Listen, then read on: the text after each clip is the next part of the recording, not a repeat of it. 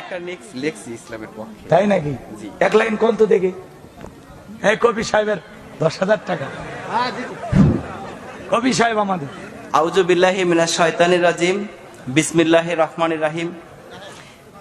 কবিতার নাম রঙের মেলা। স্কুল বন্ধ, পূজার ছুটি, গায়ের ছেলেরা বেঁধে জুটি।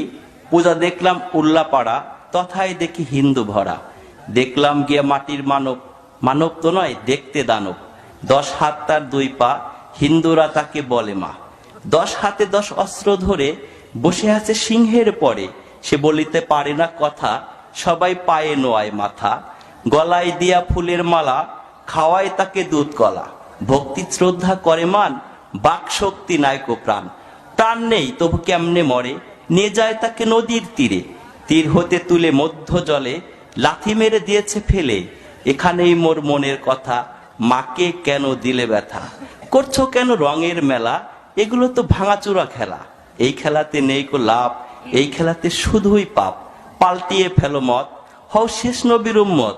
খোদাকে মানো প্রভু, একবার গেলে তুলসী তালা, ঘরে নেবে না কবু। ধন্যবাদ। হ্যাঁ, হাততালি কেন? মারহাবা কন।